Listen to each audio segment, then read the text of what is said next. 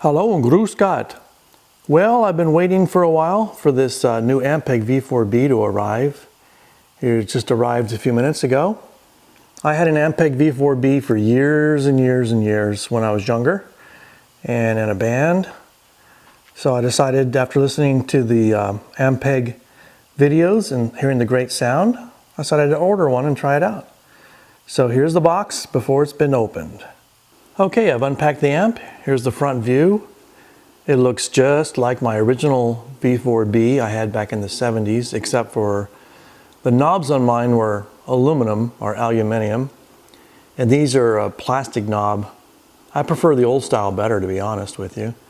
But other than that, it looks pretty similar. I know some of the switches, our inputs have been assigned slightly differently, because if you watch Ampeg's video, you'll see now it's made for passive and active basses. And other than that, it looks pretty good. So I'm going to flip it around to the back and we'll see what the back looks like. Okay, so here's the back. The unit's made in China, which was, that's a little disappointing. I'd prefer something made in the USA. Although my Magnavox manufactured V-4B had several problems in its life, a lot of power supply problems. I had one bad power transformer. I had several of the high voltage diodes fail over time. And of course, the old vacuum tubes that were in that one were kind of difficult to find even back in the 70s, and failed a lot. So it suffered from a lack of cooling. I actually added a fan on mine. Probably will add one on this one as well. So what I'm going to do is I'm going to hook it up and we'll try it out and see how it sounds. Build quality externally looks excellent. It just looks like it's unbeatable. So this could be a winner. Let's find out and I'll tell you what I think. Okay, before I plug in my bass and let you kind of hear some things with this, I wanted to talk about a few quality issues I had already. One is, you notice the little panels missing here. It's stuck on with like Velcro and it ain't sticking. So if I keep this amp, which I plan to, I'm gonna have to go in from the other side to put some screws in to hold it down. It's cheap Chinese Velcro. That's what the problem is. It's not holding in. So that's one problem. This piece here, this trim piece, is loose. There's some marks here on the bezel that should have never released from the factory. It's got some just defects there. Also, the master control is very scratchy and brand new, scratchy pot.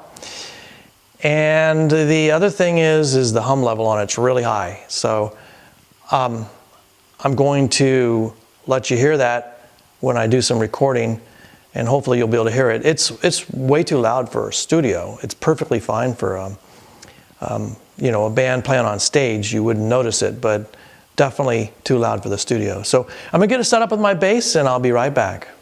Okay, I don't know if you can hear all that hum in the background or not, but it's pretty extensive. I have everything here set to flat right now. I'm using a Gibson Ripper bass.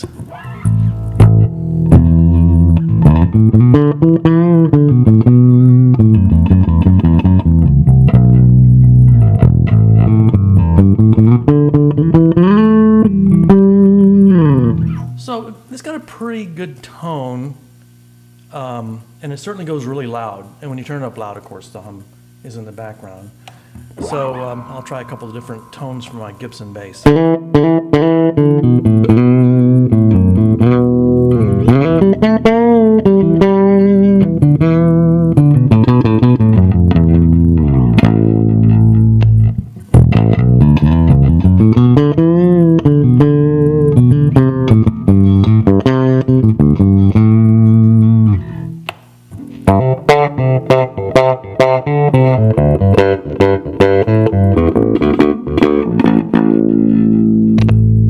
So now I'll turn the ultra low all the way up.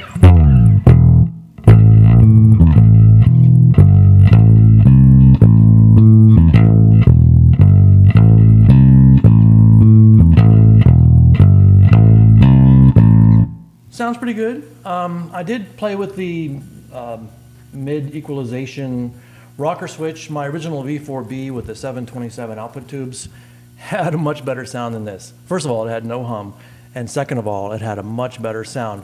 When I mess with these switches, it's too funky sounding. They did something weird with the tones, like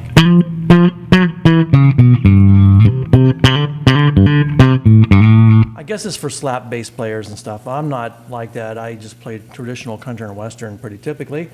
So for me, I'd keep it flat, and if you turn the treble up and the bass up, you know, you might have some pretty good tones.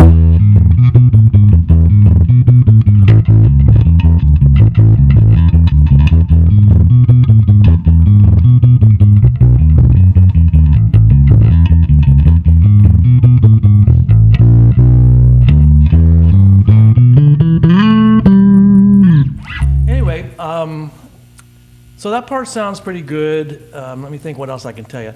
Oh, I'm using a Neumann large diaphragm microphone to record the bass. I got it about a little over a foot, about a foot and a half away from the speakers. Again, they're Altec 417s, 1974 vintage. Excellent speakers, by the way.